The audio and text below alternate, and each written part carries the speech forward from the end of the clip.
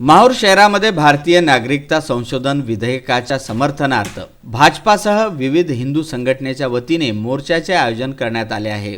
हा मोर्चा दत्त चौक T point पासून दुपारी 2 वाजता निघून तहसील कार्यालयावर जाणार असल्याचे आयोजन समितीने सांगितले आहे। नुकतेच संसदेच्या सभागृहात 1955च्या कायद्यात दुरुस्ती करून बांगलादेश, पाकिस्तान व अफगाणिस्तान मधून आलेल्या हिंदू, शीख, ख्रिश्चन, पारसी, जैन व बौद्ध नागरिकांना पूर्वी 11 वर्ष अधिवास असल्यानंतरच भारतीय नागरिकत्व स्वीकारता येत असे। त्यात संशोधन करून ती अट शिथिल करून आता 6 वर्षावर करण्यात आली आहे। या निकषास पात्र असलेल्या वरील नागरिकांना भारतीय नागरिकत्व मिळणार असल्याची तरतूद या विधेयकात करण्यात आली आहे। तेव्हा जास्तीत जास्त संख्येने या मोर्चामध्ये परिसरवासियांनी सहभाग दर्शवावा असं आवाहन आयोजन समितीच्या वतीने करण्यात येत आहे।